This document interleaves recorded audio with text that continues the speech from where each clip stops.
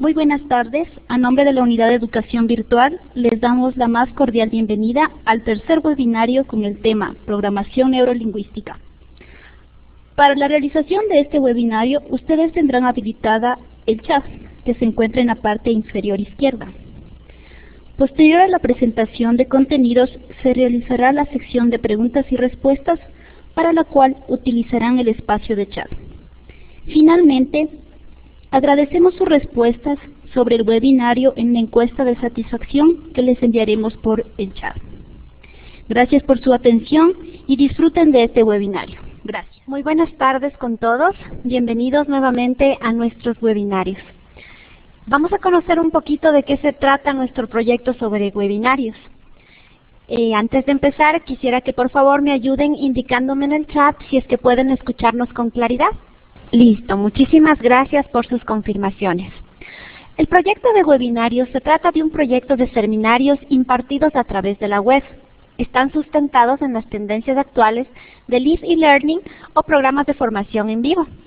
Para el desarrollo de webinarios, el SEC-EPN se encuentra utilizando la plataforma de videoconferencia Blackboard Collaborate. Como ya les explicó Andrea, tenemos algunos requisitos, vamos a trabajar a través del chat, pero existen algunos requisitos mínimos que se deben considerar para los webinarios. Una conexión a Internet de 128 kbps, altavoces, de preferencia una diadema para evitar el ruido externo, un micrófono. En caso de no contar con el mismo, vamos a participar en el chat. Nuestros próximos webinarios serán herramientas de aprendizaje y evaluación en Moodle, que se dará el 31 de mayo, y Fundamentos DITIL el próximo 6 de junio. Nuestro tercer webinario gratuito se denomina Programación Neurolingüística. Será dictado por el doctor Jorge Álvarez desde Ecuador. Jorge Álvarez es coordinador nacional del proyecto de protección especial ATN BID para mí es INFA. Es tutor virtual de curso de programación neurolingüística del SEC-EPN. Magíster en desarrollo personal.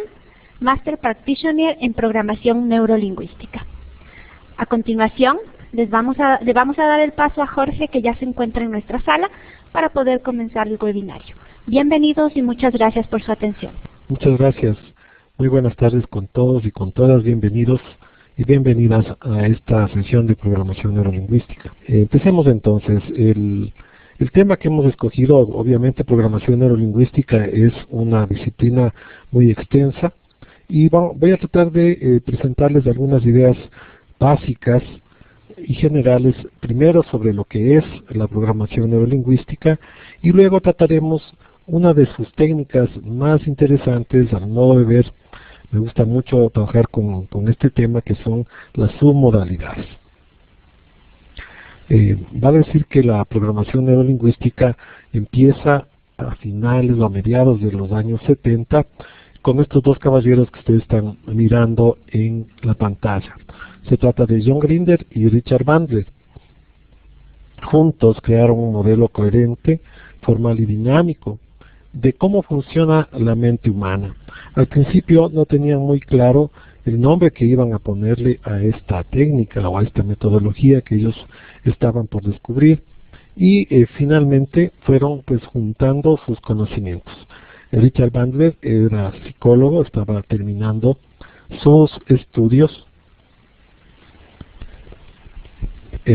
como haciendo su tesis doctoral, y John Grinder era uno de los maestros que estaba a cargo de este estudio. John Grinder tenía una formación más bien en lo que son sistemas, en cambio que Richard Bandler tenía un poco más de formación en lo que es psicología. Para este momento había un desarrollo también muy importante desde la lingüística, que había sido desarrollado por un famoso pensador que es Gregory Bateson, que tiene mucha influencia en el trabajo que John Grinder y Richard Bandler hacen desde 1975. Para realizar su trabajo, lo que ellos hicieron fue, en primer lugar, tener un estudio de varios modelos, o tomaron tres grandes comunicadores como modelo. El primero que ustedes ven a su lado izquierdo es Milton Erickson, que para esa época era el más grande hipnotista, y a decir de muchas personas continúa haciéndolo. No era un hipnotista tipo Tommy Camo, ¿no es cierto?, que te topa y te caes o cosas como esas, sino que a través del lenguaje llegaba a las personas para ponerlas en un estado de conciencia alterado que permitía hacer una influencia en su subconsciente y a través de eso curar diferentes situaciones que cada uno de sus clientes tenía.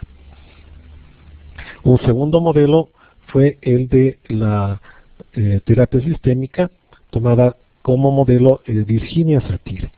Es la señora que ustedes ven en el centro de la pantalla. Virginia era una terapeuta familiar muy reconocida en los Estados Unidos y en todo el mundo en la década de los 70, y contribuyó muy fuertemente a la creación de la terapia familiar sistémica, que es una de las terapias que se utiliza actualmente mucho para trabajar con familias. Y finalmente, el tercer modelo que ellos adoptaron fue el caballero, ustedes ven acá, creador de la terapia gestal, que se fundamenta en el trabajo terapéutico tanto individual como grupal. De modo que estos tres modelos, Fritz Perls es el nombre del terapeuta gestal que ustedes ven a su derecha. Entonces Milton Erickson, Virginia Satir y Fritz Perls, en ese momento en los Estados Unidos, eran tres de los más grandes terapeutas que existían en aquel tiempo. Lo que hacían básicamente era asistir a sus sesiones como participantes y luego tenían ellos un grupo de control. De modo que lo que veían que hacían en sus sesiones, ellos lo replicaban en su grupo de control y podían, a través de una técnica específica que se llama el modelado, ir como quitando un poco las partes que eran más de aporte personal y quedándose con las técnicas específicamente.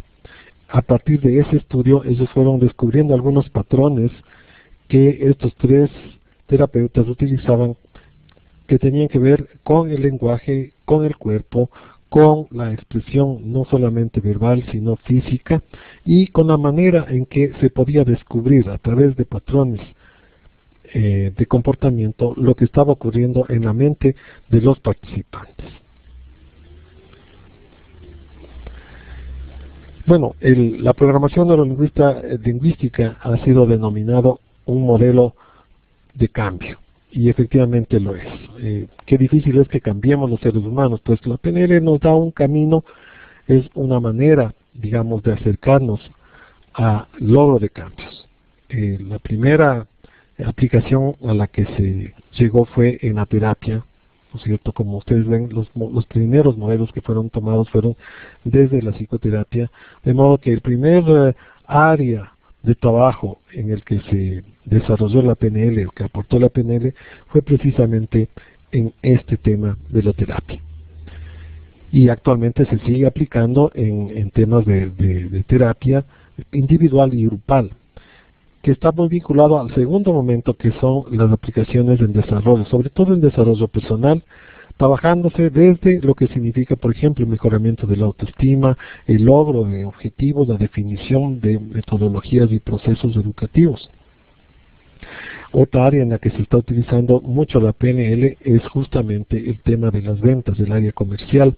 Existen cursos específicos de aplicación de la programación neurolingüística dedicadas a mejorar las destrezas de vendedores y de personas que se encuentran en el área comercial, porque les permite un poco leer, si se quiere de alguna manera, las necesidades a través del lenguaje y de otros tips que la PNL te da, y poder ofrecer de mejor forma los productos que tengan a su cargo.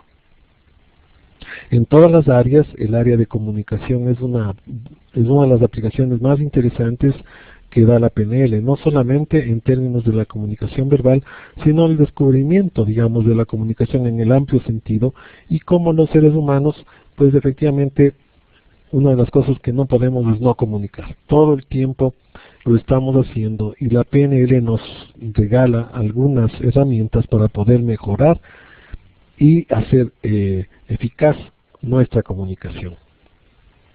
Luego aparece el área de inteligencia emocional.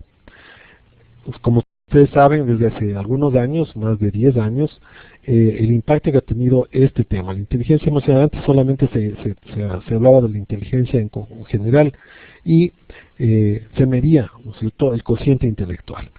Pero luego se puede confirmar que muchas personas con un alto cociente intelectual no necesariamente tienen éxito en su vida o no son felices necesariamente. Y la inteligencia emocional se nutre de lo que la PNL ya había propuesto. Entonces, la PNL y la inteligencia emocional se complementan y aportan a lo que es el desarrollo personal. Otras áreas de aplicación es en la negociación. Un área que me parece bien interesante es en el tema organizacional y desarrollo organizacional. Los estudios que, por ejemplo, se hicieron posteriormente, hay otro autor que es muy interesante, Robert Dills. Él hizo estudios en algunas de las grandes empresas, tanto en los Estados Unidos como en Europa, y pudo desarrollar, por ejemplo, una metodología de la PNL que se llama el liderazgo alfa. Es una mirada muy interesante de la organización aportada desde la programación neurolingüística. Otra aplicación que es muy interesante y que la vamos a topar cuando tengamos el curso de PNL con el Centro de Educación Continua es justamente la alineación de creencias y valores. Muchas veces la pregunta que surge, sobre todo para educadores y para los directores de empresas, es cómo alineamos al personal alrededor de creencias y valores positivos, que son los que normalmente queremos lograr con las personas con las cuales estamos interactuando. De modo que la PNL nos ofrece, sobre todo con un tema que son los niveles lógicos, una herramienta muy interesante para el trabajo en alineación de creencias y valores. Y en esta misma línea, una última aplicación que les quiero mencionar, pues es el descubrimiento del sentido de misión. ¿Para qué estamos acá? ¿Qué queremos lograr en nuestra vida? No solo en términos individuales, sino también en colectivos que puedan estar interesados en la participación en un determinado proyecto, por ejemplo. Bueno, de modo que la programación neurolingüística es la ciencia o el arte de la excelencia personal. Cuando hablamos de programación, nos estamos refiriendo, haciendo un símil con una computadora, a el software, ¿no es cierto?, con el que trabaja en este caso una computadora, en el caso de las personas, digamos, cómo funciona nuestra mente, ¿no es cierto? Cada uno de nosotros crea en función de sus circunstancias y genera, ¿no es cierto?, una percepción del mundo. Por eso la palabra programación, descubrir cuáles son esos programas que hacen que hagamos las cosas de una determinada manera.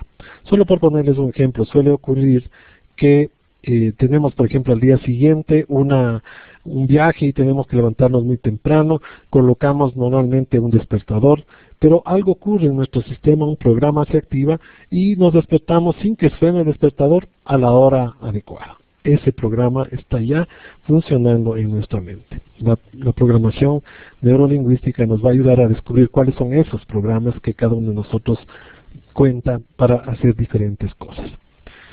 La segunda palabra es neuro, ¿no? Y claro, cuando decimos neuro nos acordamos básicamente del sistema nervioso central, probablemente del cerebro.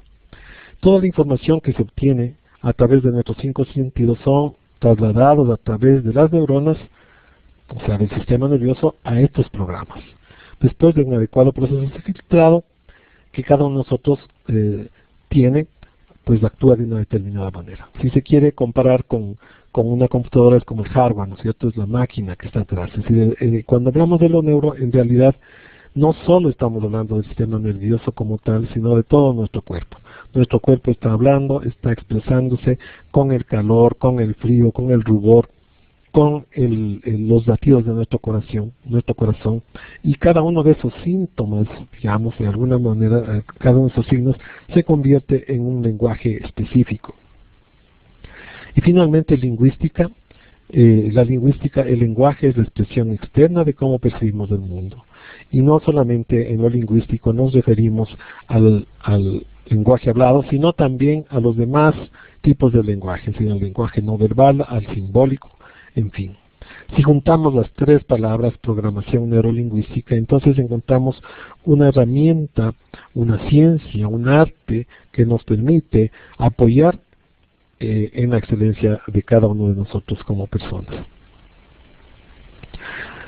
Los creadores de la PNL hablan de los sistemas representacionales, que es uno de los temas que también vamos a tratar en el primer curso de PNL, y que básicamente pues son la vista, el olfato, el gusto, el tacto y el oído, y pues cada uno de estos sistemas representacionales es una puerta que nos permite obtener la información de nuestro medio ambiente, y por lo tanto cada uno de estos sistemas nos permite tener como los pequeños elementos que hacen nuestra concepción del mundo. Si tú tienes un recuerdo, probablemente ese recuerdo sea una imagen acompañada de sonido, como una fotografía, por ejemplo, o puede ser una película. No sé si está en blanco y negro o a color. Hay personas que tienen muy desarrollado el tacto y el gusto, y pues sus recuerdos están más llenos de sensaciones corporales, del frío, de tal vez sensaciones de agrado, desagrado, estar cómodos o incómodos, y todos estos sistemas, ¿no es cierto?, se conectan, se juntan, creando una percepción de la realidad a través de nuestro sistema nervioso. Entonces, ¿qué son los sistemas representacionales? Que sería un poco la primera parte de este webinario. Son patrones de comportamiento específicos de cada persona y se refieren a cómo representamos la información que nos llega. Es decir, si una persona es más visual, o una persona es más auditiva o más kinestésica, tendrá una cierta forma de comportarse que nosotros podemos observarla a través de nuestros sistemas de percepción. Y lo que nos dice la PNL es que cada uno de nosotros tiene como un poquito más desarrollado uno de estos sistemas representacionales. De modo que si bien todos tenemos la posibilidad de ver, escuchar, oír, y del gusto, el olfato, el tacto, uno de estos sistemas representacionales es como nuestro favorito, como el que nos permite acercarnos de mejor manera a la realidad con la que interactuamos, que nos permite comunicarnos de una manera más cómoda con las demás personas. Entonces, un pequeño ejercicio, dice, recuerda la última reunión que tuviste de trabajo. Si pueden hacerlo, háganlo. Y observen qué es lo que viene de esa a su mente primero. ¿Es una fotografía? ¿Es una película?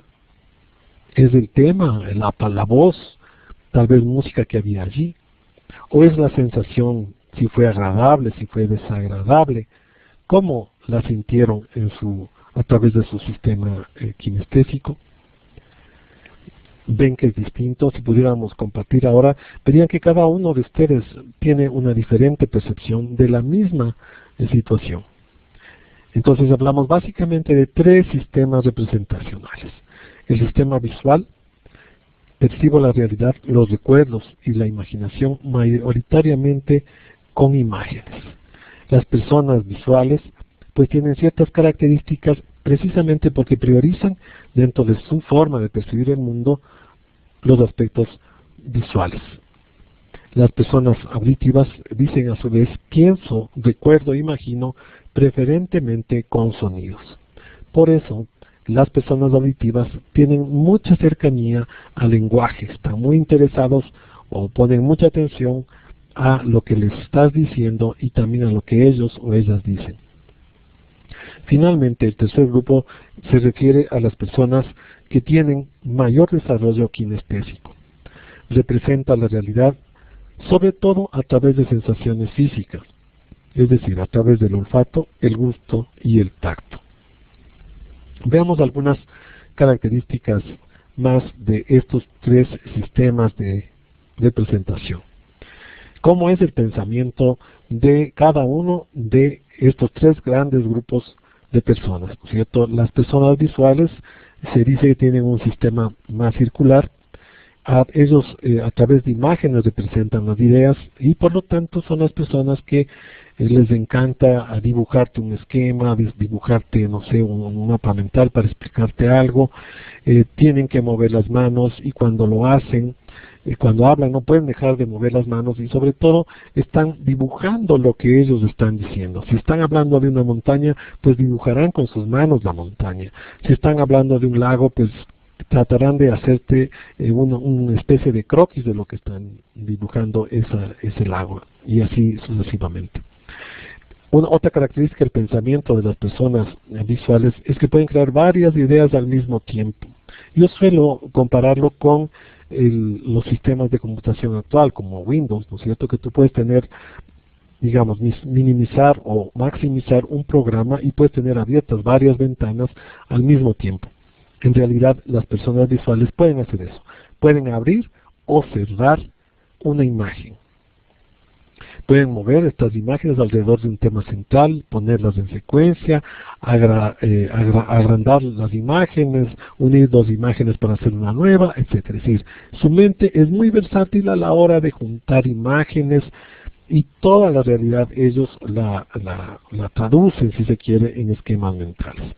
Una dificultad que tienen las personas visuales es que precisamente por estar conectados tanto a las imágenes, si aparece una imagen más atractiva, pues tienen atención de lo que estaban haciendo. Entonces les cuesta a veces poner atención por largos periodos de tiempo a alguna situación si no hay un movimiento de imágenes muy grande o muy atractivo. Las personas visuales, en cambio, las personas auditivas, en cambio, son personas que tienen una imaginación más abstracta, ideas abstractas.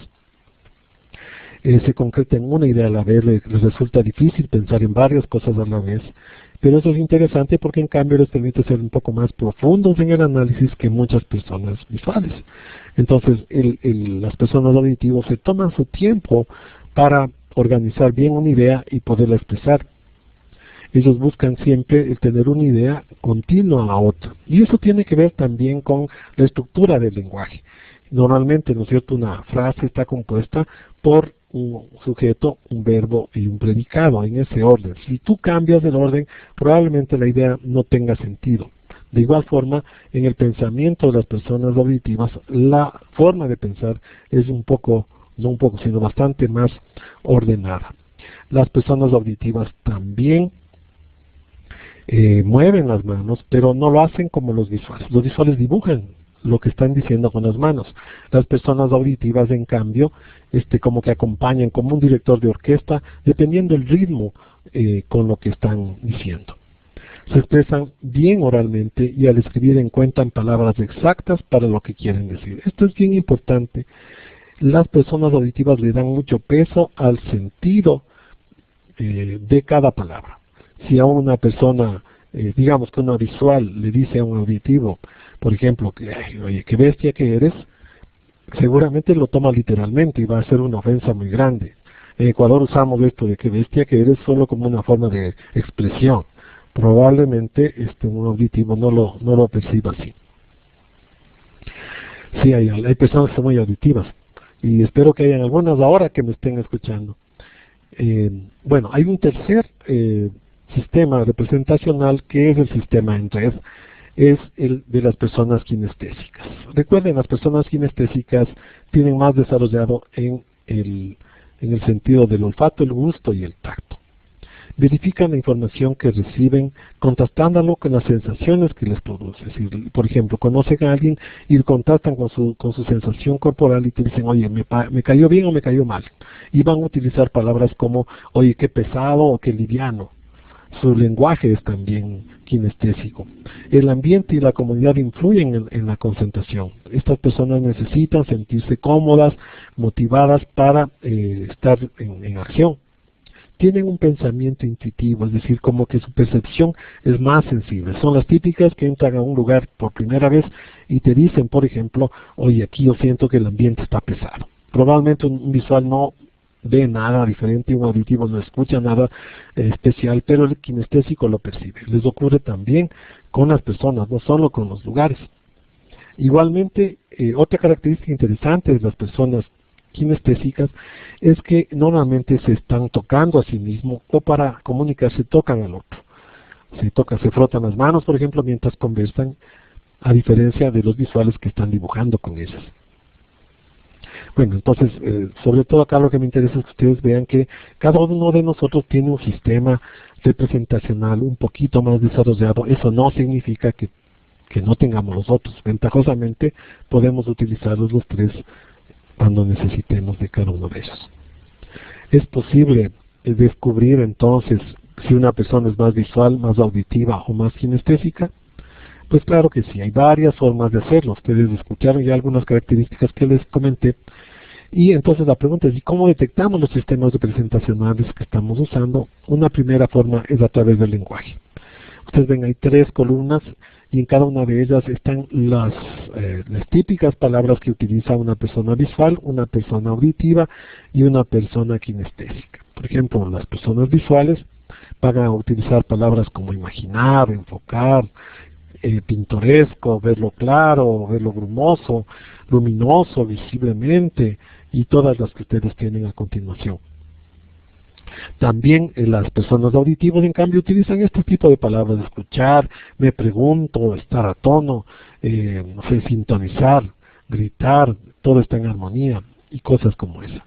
En cambio, las personas kinestésicas, por ejemplo, tienen estas palabras: es una persona muy cálida, acogedora, aburrido, cojo la idea, te pillo, frialdad, suave, etcétera. Solo por ponerles un ejemplo para aclarar esto. Si se trata de una reunión de trabajo en la que hay una situación problemática y habla un visual, ¿cómo describiría un visual esa situación problemática? Es probable que diga: la veo color de hormiga, ¿no es cierto? Entonces, claro, el auditivo, en cambio, podría decir algo como: aquí me suena raro. Cuando el río suena, piedras trae. O podría también decir: aquí algo no está en armonía. Pero el kinestésico, en cambio, podría, ¿no es cierto?, decir algo como: oye, esto está muy pesado. Y es la misma situación problemática que los 3 están viviendo en ese momento, pero cada uno lo va a expresar de una manera distinta. De modo que ya tienen ahí una pista para que puedan descubrir qué lenguaje utilizan sus compañeros, sus amigos, sus familiares, y poder descubrir cuál es el sistema que ellos tienen. Con estos 3 sistemas representacionales podemos entrar ahora sí a topar el tema de las submodalidades. Dentro de cada una de las modalidades, ¿no es cierto?, esta estructura que tiene cada modalidad hay pequeños cambios en cada una de ellas. Al cambiar el molde, cambia la figura, aunque el contenido no cambie. Tal vez una manera de expresarlo mejor es si tú ves un cuadro. Digamos que tú tienes una naturaleza muerta donde hay uvas, manzanas, en fin, y observa el cuadro, el marco en el que se encuentra este cuadro, esta pintura. Digamos que le pones un marco de plástico, de estos color rosado, chillón. ¿No es cierto? La figura central va a perder el valor. Pero ¿qué tal si le pones un marco de manera muy fina? El cuadro va a cambiar, la percepción va a cambiar de acuerdo al molde en el que le pones. Y esta es un poco el principio en el que se basa la utilización de las submodalidades. Por ejemplo, algunas de las submodalidades visuales son las que ustedes ven en el pizarrón.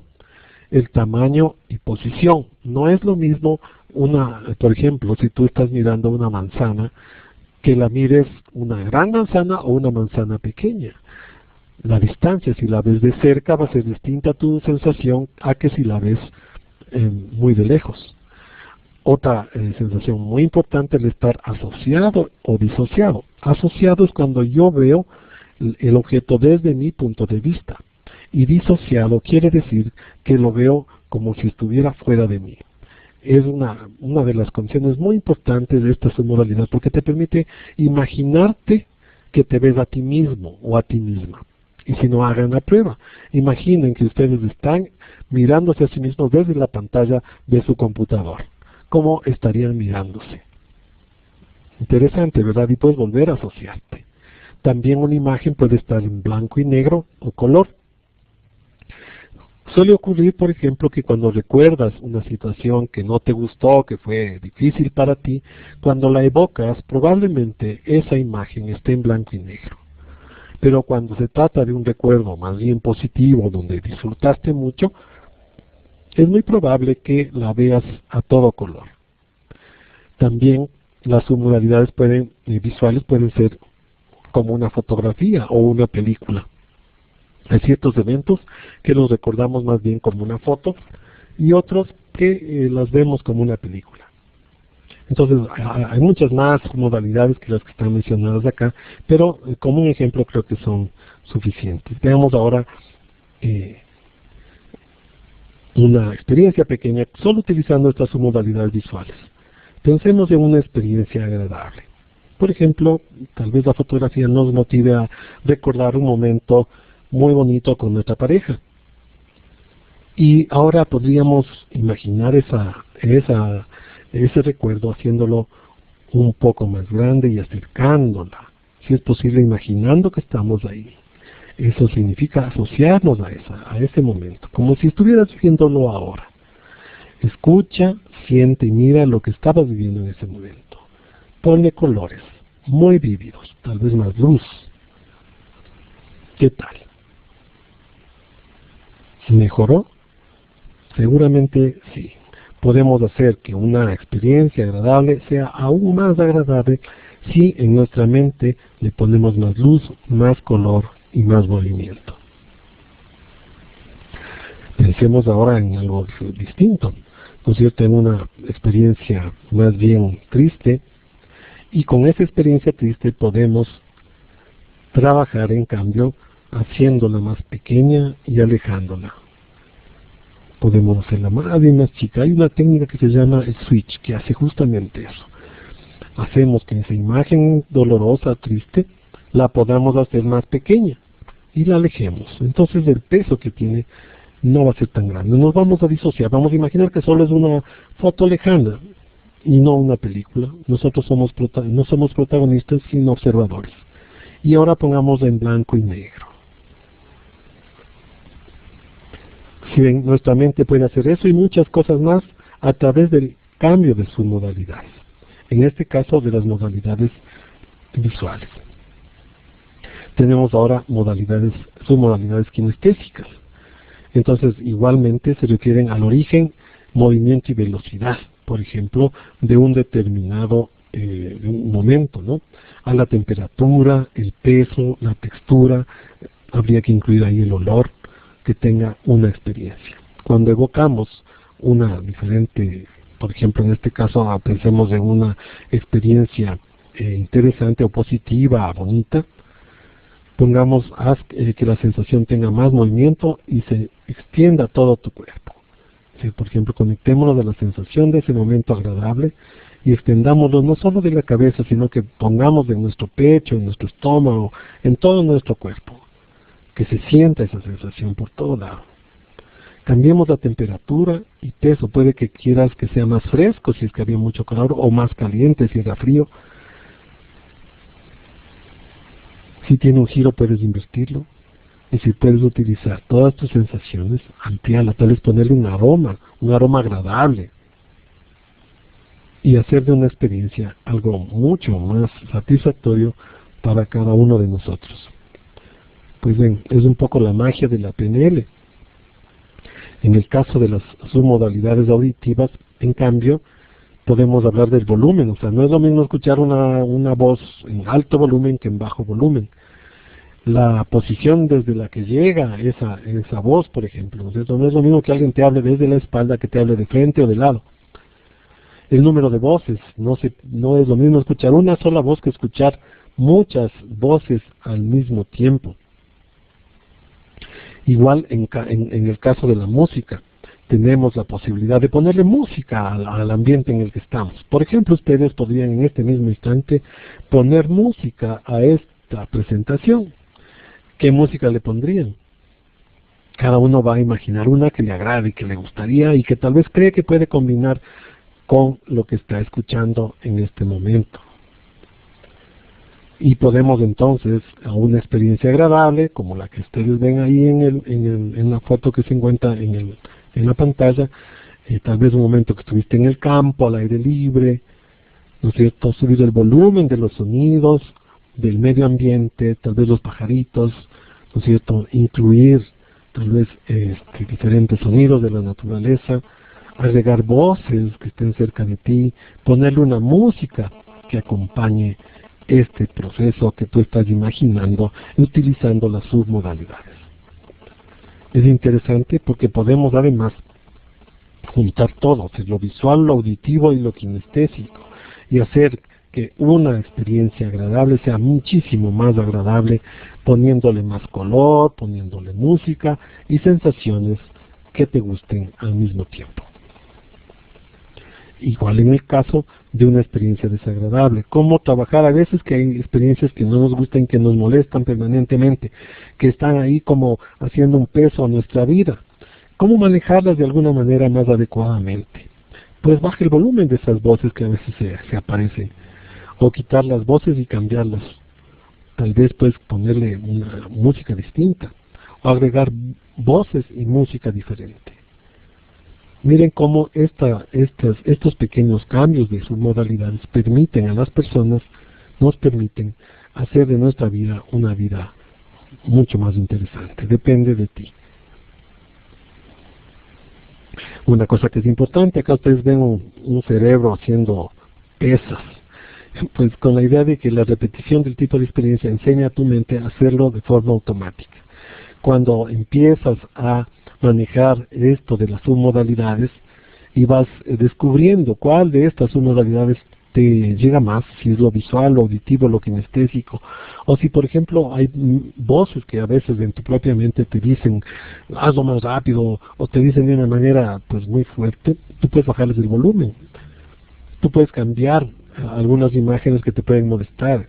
En la interrelación con las personas, hay personas que por alguna manera nos resultan desagradables. ¿Qué tal si le pones un sombrero imaginario? O si le pones, no sé, una nariz de payaso a alguien que es demasiado serio, de manera que te permita acercarte a él de una manera mucho más suave, con mayor confianza. Tu mente lo puede hacer. O cuando estás cansado en algún momento, sencillamente pones silencio cuando hay mucha bulla, o pone una música que a ti te agrade. Entonces, hemos visto un poco ya lo que son los sistemas representacionales y dentro de ellos las submodalidades. Quiero ahora topar brevemente otro tema muy importante que son las posiciones perceptivas. Recuerdan esta submodalidad visual que es estar asociado y disociado. Es decir, estar asociado es cuando yo estoy en primera posición, cuando yo estoy siendo yo mismo y desde mi posición describo o pues miro, escucho y siento. Sin embargo, existen dos otras posiciones posibles. La otra es la segunda posición. Es estar siendo yo mismo, pero desde la posición del otro. Pongamos un ejemplo, ¿no es cierto? Digamos que estás en un diálogo entre dos personas. En ese diálogo, por un momento imagina que tú eres la otra persona y te estás mirando por tanto a ti mismo. Cuando te imaginas que eres otro y que lo miras, lo escuchas y sientes, siendo el otro, estás en segunda posición. Tu mente fácilmente lo puede hacer. Por ejemplo, en este mismo instante, tú podrías ser alguien, ¿no es cierto?, que está mirándote, no sé, desde la esquina del lugar donde tú te encuentras, o puede ser, ¿no es cierto?, alguien que está mirándote desde arriba, desde el techo de tu aula o desde la habitación en la que te encuentras. Puedes imaginarte eso y verte a ti mismo escuchando este webinario. Estás en segunda posición. Es cuando tú eres tú mismo, porque siempre vas a ser tú mismo, pero siendo el otro. Y finalmente, la tercera posición es una posición de observador. ¿Se acuerdan la idea de que estaban en un diálogo? Pues imagínate que eres una tercera persona que está mirando ese diálogo, mirándote a ti, hablando con la otra persona. Puedes observarte a ti mismo y observar al otro, escuchar al uno y escuchar al otro, y siendo observador sentir lo que se siente cuando observas ese diálogo. Esta herramienta que se llama las posiciones perceptivas también es una técnica de la PNL que nos va a permitir hacer un trabajo en diferentes cosas. Vamos en esta charla a utilizarlo para una técnica que se llama el ejercicio de los 3 consejeros. Los 3 consejeros es una técnica que utiliza las submodalidades, pero también las posiciones perceptivas. Para eso, este esquemita que ustedes ven acá, que es muy simple, ¿no es cierto? Hay una primera posición o posición A, y luego una posición B, que está frente a la posición A. Alrededor de la posición B hay 3 consejeros. ¿no es cierto?, que ustedes pueden ver en ese esquemita que está adelante. Yo les aconsejaría ahora que con su mente vayan imaginando que hacen este ejercicio junto con la guía que ahora les puedo hacer a través de esta herramienta maravillosa, ¿no es cierto?, que nos está permitiendo conectarnos. En la posición A, vamos a pensar en una situación conflictiva que nos ha molestado en este tiempo, algún límite que nos molesta, puede ser en el ámbito personal como en el ámbito profesional, una situación que quisiéramos superar, pero que no hemos logrado hasta ahora encontrar que sea algo importante, que no sea una cosa simple, para que el ejercicio realmente tenga el impacto que quisiéramos. Entonces nos vamos a imaginar visual, auditivo y kinestésicamente que estamos en esa situación. Le vamos a poner un nombre, por ejemplo, la situación dolor. Y en vez de decir dolor, vamos a llamar a esa posición a la situación molesta. ¿No es cierto? Y cuando estás en esa posición molesta, imagínate cuándo te ocurre eso, como si estuviera ocurriendo ahora. ¿Qué es lo que miras? ¿Qué es lo que sientes? ¿Qué es lo que escuchas cuando estás en esa situación molesta? Bien, cada uno hágase su imagen, su sonido, como que se escucha, que te escuchas y cómo te sientes por dentro. Bien, ahora vamos a pasar a la posición B. Entonces vamos a imaginarnos que estamos en la posición B. En la posición B estamos en una posición de observador. Vamos a observarnos a nosotros mismos en la posición A. Imagínate a ti mismo o a ti misma que estás mirándote cuando estás en esa situación de problema. ¿Cómo te ves? ¿Cómo te escuchas? ¿Cómo se siente esa persona? ¿Cómo se siente verte así? Me imagino que cada uno de ustedes va a decir, pues, muy mal, no me veo bien. Y la pregunta que entonces quisiera hacerles es, ¿les gustaría hacer algo al respecto para poderle ayudar a esa persona que estás mirando en la posición A? Espero que todos contesten que sí. Que sí, que queremos hacer ese cambio para darle una alternativa a nosotros mismos en la posición A para resolver esa situación. Claro que queremos cambiar. Gracias, Cristian. Espero que sí. Todos queremos buscar ese cambio y desde aquí vamos a hacerlo. Estando en la posición B, entonces te voy a pedir que evoques 3 personajes o personas que tú consideres que pueden darte un consejo para esa situación específica. Por ejemplo, hay personas que escogen personajes históricos como Simón Bolívar, ¿no es cierto?, como Gandhi, que pueden ser muy sabios en un determinado campo. Pero también puedes escoger a alguien conocido, cercano a ti, tu papá, tu mamá, un amigo. También pueden ser personajes, digamos, de ficción, por ejemplo, un Sherlock Holmes, un Harry Potter, alguien que, ¿no es cierto?, de la televisión, un personaje. Tú escoge 3, pero solamente 3. Entonces vamos a darnos la oportunidad de escoger esos 3 personajes e imaginariamente ubicarlos alrededor nuestro, como se encuentra escrito en el siguiente esquema.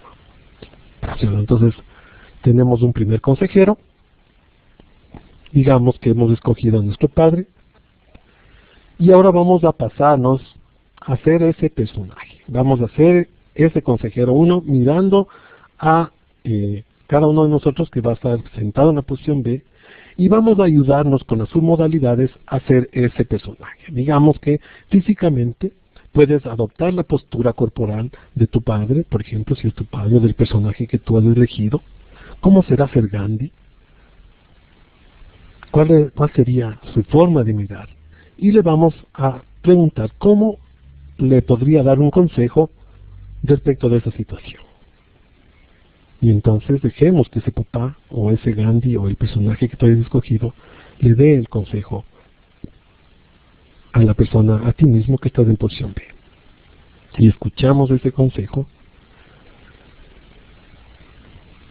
y le damos el tiempo para digerir.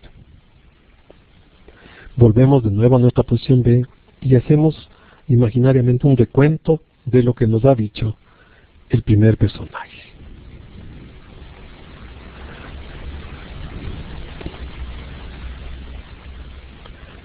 Y luego hacemos la misma situación con el segundo consejero, es decir, supongamos que el segundo consejero es, qué sé yo, un personaje de telenovelas, y nos vamos a transformar en esa persona y vamos a pedirle que nos dé su consejo y vamos a escucharle con cuidado cuál es el consejo que él o que ella nos da. Y luego retornaremos a la posición B para escucharla. Finalmente hacemos lo mismo con el tercer consejero. Seremos el siguiente personaje. Es bien importante para este ejercicio que adoptemos la posición física, que nos imaginemos y nos demos el tiempo necesario para hacer cada uno de estos tres personajes que hemos elegido. Entonces vamos a crear cada uno desde esas posiciones una nueva propuesta que nosotros desde la posición B podemos elaborar. Entonces, fijémonos en la posición B. Elaboro una síntesis del pensamiento de los tres personajes. O sea, elaboro una idea nueva, porque cada uno me ha dado una idea de cómo puedo enfrentar esa situación problemática. Pero no solo es una idea lo que necesito, sino también una actitud. Y una actitud es algo corporal, algo que lo siento desde dentro. Por ejemplo, supongamos que nuestros consejos nos llevan a pensar en la palabra, por ejemplo, entusiasmo. Lo que necesitas es ponerle entusiasmo a lo que estás haciendo. La idea del entusiasmo se transforma en una actitud corporal. Siento que puedo ser, ¿no es cierto? Puedo ser entusiasta. ¿Cómo es ser entusiasta? ¿Cuál es mi actitud corporal, mi forma de pensar? ¿Qué música me acompañaría? ¿Cómo lo haría? Y entonces puedo conjuntamente el pensamiento y la actitud llevarla ahora de nuevo a la posición A en donde estabas tú sintiendo esa situación difícil. Regálate a ti mismo ese nuevo enfoque generado a partir de estos tres personajes, ¿no es cierto? Y entonces sé, por ejemplo, entusiasta, o emprendedor, o amigable, o alegre, o fuerte. No sé, cualquiera de los recursos que has descubierto a través de este ejercicio. Y luego ponnos a prueba, que sería el siguiente paso. Imagínate en una situación a futuro en donde puedes enfrentarla con esta nueva actitud, con este nuevo recurso que has descubierto a través de este ejercicio. Seguramente, ¿no es cierto?, frente a una situación que antes no veías ninguna salida, si le pones algo de entusiasmo, por ejemplo, vas a encontrar nuevas alternativas. A esto se le llama un puente a futuro. Hacemos un viaje a una situación futura que vamos a tener que poner en juego nuestro nuevo recurso. Como ustedes ven, esta es solamente una aplicación de lo que la programación neurolingüística nos ofrece en el caso, ¿no es cierto?, del desarrollo personal. Los tres consejeros, en el fondo, eres tú mismo. Y la sabiduría tuya es la que has podido utilizar para descubrir una nueva salida, ¿no es cierto?, a una situación problemática. En el curso que estaremos impartiendo a través del Centro de Educación Continua, trabajaremos y aprenderemos a manejar estas y otras técnicas que nos van a permitir crecer como personas, pero también poder aplicarlas a las personas con las que trabajamos. Yo recomendaría sobre todo a personas que trabajan con otras personas, por ejemplo, ¿no es cierto?, profesores, por ejemplo, personas que atienden al público en la parte comercial, en fin. En realidad es para cualquier persona que quiera encontrar nuevas alternativas en su vida y también maneras de apoyar de una manera efectiva a los demás. Quiero agradecerles a todos y cada uno de ustedes por su paciencia conmigo. Espero que les haya gustado y espero que nos volvamos a encontrar, ojalá, en el curso que empezaremos en pocos días. De mi parte, muchas gracias y les doy paso a mis compañeros del SEC. Estimado Jorge, muchísimas gracias por esta gran participación en la que hemos abordado los conceptos básicos de programación neurolingüística conocido un poco sobre el poder de las submodalidades y el ejercicio de los 3 consejeros que nos ha resultado muy enriquecedor. Quisiera saber si alguno de los participantes tiene alguna pregunta. Por favor, colóquela en el chat para poder pasarla al expositor. ¿Hay alguien que tenga alguna pregunta, por favor? Estimado José, con respecto a las diapositivas, vamos a generar el video de toda la presentación y será cargado en nuestra página web. A ustedes les remitiremos también la pregunta. Santiago, ¿me puedes confirmar si tiene micrófono para realizar la pregunta? Si no, le pediría por favor colocarla en el chat. Bueno, mientras lo hacen, quisiera contestar algunas preguntas que ustedes han hecho. La primera, respecto de dónde pueden encontrar más información sobre este tema específicamente. Bueno, hay mucho material ahora sobre PNL. Les recomendaría básicamente 2 publicaciones que existen sobre este tema en concreto, que es la una de Richard Bandler, que se llama Usa su cabeza para variar, y otra que se llama En el corazón de la mente, que también ustedes lo pueden conseguir desde la editorial Cuatro Vientos. En esas tienen este ejercicio y otros de utilización en diferentes áreas. El caso de las 3 posiciones perceptivas que ustedes me mencionaron antes, claro que sí, una persona es, en realidad todos somos visuales, auditivos y kinestésicos todo el tiempo. Sin embargo, uno de estos sistemas es como el favorito nuestro, es como si pudiéramos hablar en inglés, español y alemán. Y claro, podemos entendernos en cualquiera de los 3 idiomas, pero seguramente uno que es el nativo tuyo va a ser el que te permita mejorar tu comunicación y sobre el cual vas a manejarte de mejor forma. Jorge, Verónica Sangucho nos pregunta, con respecto a las relaciones interpersonales, ¿la PNL cómo nos puede ayudar? Claro, mira, la PNL nos ofrece una muy importante, digamos, una cantidad de técnicas para mejorar nuestras relaciones interpersonales. Solo por ponerte algunos ejemplos. Hablan de la técnica del rapport o de la mejoramiento de la comunicación entre 2 personas. Si tú descubres que tu interlocutor es visual, puedes hablarle en el lenguaje visual y seguramente tu comunicación con esta persona va a mejorar, porque es como si estuviera el uno hablando en chino y el otro alemán. ¿Qué tal si los 2 hablan en alemán? Seguramente van a entenderse mejor. Por ejemplo, ¿qué tal si tú descubres en tu comunicación que la persona utiliza una serie de lenguaje, ¿no es cierto?, o sus modalidades específicas? Si tú vas tomando conciencia de esto, puedes acercarte de mejor manera. Los movimientos no verbales son bien importantes para la comunicación. La PNL te ofrece algunas claves para descubrir, por ejemplo, a través de los movimientos oculares, qué es lo que está pasando en la mente de cada uno de ellos. Justo este es uno de los temas que vamos a tratar en el primer curso de PNL básico, que se abrirá pronto. Jorge, Roberto Moncayo nos dice, ¿es posible certificarse como Master Practitioner? ¿Es posible hacerlo en Ecuador? Sí, hay varias empresas que están ofreciendo la certificación de Master Practitioner, avalados obviamente por Richard Bandler, que es, digamos, el creador de la PNL. Es cuestión de que ustedes entren al internet y busquen. Hay algunas empresas que ofrecen esta certificación. Rodrigo Pérez nos dice, ¿cómo fomentar constancia y disciplina con PNL? Bueno, la constancia y disciplina son dentro de la PNL lo que llamamos metaprogramas. Es decir, has creado un programa para ser disciplinado, ¿no es cierto?, o constante en algo. Entonces es interesante primero descubrir cuál es el programa que tienes ahora, para luego hacer los cambios que hagan falta para que tu programa se instale.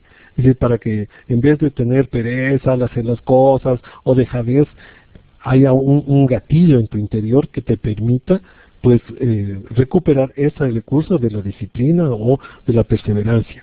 Es posible utilizarlo. Santiago Puche nos pregunta, la importancia de la PNL en la salud en general. ¿Dónde podemos conseguir información sobre ese tema? Ya, hay un librito que es interesante que se llama Creencias, de Robert Dills. Este autor ha trabajado en la influencia que tiene la manera de pensar de las personas en su salud, específicamente el trabajo que hace sobre creencias. En ese librito tú puedes encontrar algunas ideas interesantes de aplicaciones desde la PNL para la salud. Repito, el libro es muy simple, es la palabra creencias. El autor es Robert Dills. Cristian Castillo dice, ¿existen formas de mejorar cada estado? ¿Existe algún método para acelerar la PNL? Bueno, lo que sí es importante es que vayas descubriendo cada uno de los estados, digamos, de tus posiciones perceptivas, cuál es la más desarrollada, de manera que te sea más fácil. Con un poco de ejercicio uno puede fácilmente, digamos, poder ser visual, auditivo y kinestésico, pero es algo que hay que aprenderlo, ¿no es cierto? Es algo que hay que practicar. Y claro que es posible. Conforme lo vas practicando, se te va a hacer mucho más fácil hacerlo. Comparémoslo con el aprendizaje a manejar un vehículo. Al principio vas a estar muy pendiente de qué cambio tienes que hacer, de qué momento aceleras o sacas del embrague, y luego lo podrás hacer casi automáticamente. Cuando incorporas a la PNL dentro de tu vida cotidiana, seguramente vas a descubrir que puedes hacerlo mucho más fácilmente y poder cambiar tus estados emocionales a tu gusto y de acuerdo a la necesidad que tengas. Magali Paredes nos pregunta cómo potenciar las habilidades de los sistemas representacionales. Y también nos piden que por favor nos ayudes colocando el nombre de los libros en el chat para que puedan revisarlos. Bien, ¿me repites la primera pregunta, por favor? ¿Cómo potencializar las habilidades de los sistemas representacionales? Sí, bueno, lo más importante es primero descubrirlas, cuáles son, digamos, tu sistema representacional más desarrollado, para que puedas, digamos así, utilizarlo de mejor manera, pero también las posibilidades de asociarte a los otros sistemas representacionales. Si, por ejemplo, tú conoces a alguien que, digamos que tú eres visual y conoces a alguien auditivo, es interesante que puedas ir probando, por ejemplo, utilizar el lenguaje que utilizan ellos, la manera como mueven las manos, y vas a descubrir cómo vas logrando una mejor sintonía de acuerdo al sistema representacional que las otras personas tengan. Es un poco pasar de esto lo hacemos inconscientemente, pero en el momento que lo podemos hacer de una manera consciente, potenciamos nuestras capacidades en la comunicación interpersonal. Y Alevis nos pregunta, ¿hay estudios donde se observa la aplicación de PNL en los deportes, específicamente para los deportistas de alto rendimiento? Sí, efectivamente. Muchos, digamos, actualmente ustedes habrán escuchado el término coaching, ¿no es cierto?, que viene del vocablo inglés coach, que significa entrenador. Existen programas de formación específica, de formación de coach para atletas de alto rendimiento. Entonces, además del entrenador que, digamos, es experto en la técnica atlética de esta persona, existe otro entrenador que le ayuda a descubrir sus propios recursos mentales y comunicacionales, en fin, a poder armonizar mejor a la persona en el logro de sus objetivos o para enfrentar situaciones críticas, por ejemplo, cuando encuentra un límite en su desarrollo como atleta. Entonces, está muy vinculado la PNL al coaching. En honor al tiempo, Jorge, vamos a hacer la última pregunta.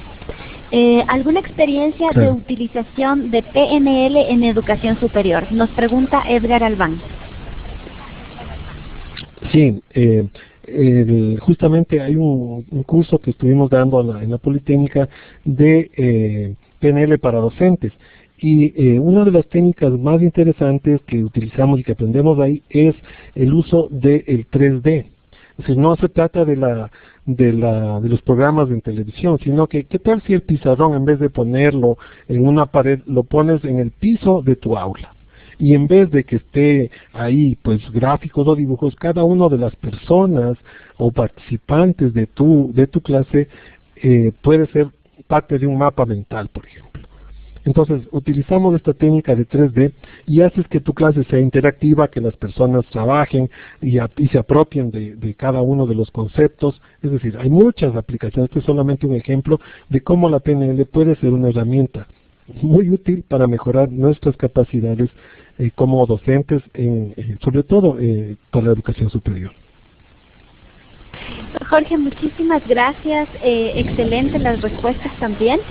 Agradecemos a todos por su participación. Les invitamos, por favor, a llenar la encuesta del webinario que se encuentra publicada en el chat. Y te pedimos, Jorge, que no te olvides de incluir el nombre de los textos en el chat. Ahora le voy a dar el paso a Leticia, que nos va a ayudar con el cierre del programa y la información sobre nuestros cursos. Muchas gracias a todos. Gracias a todos también.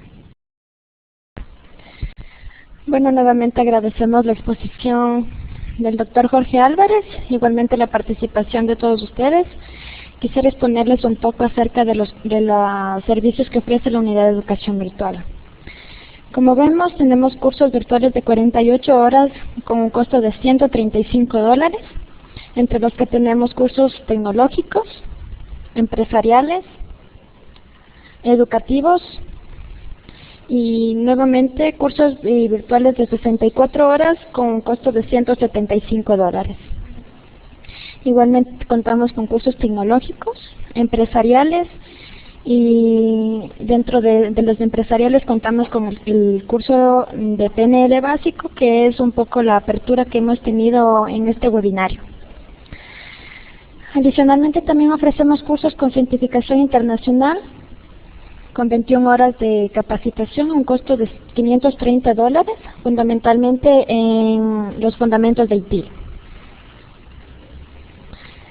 Además contamos con otros servicios como el alquiler de la plataforma Moodle, el alquiler de la plataforma de la videoconferencia en la que hemos participado el día de hoy, y diseño de cursos virtuales.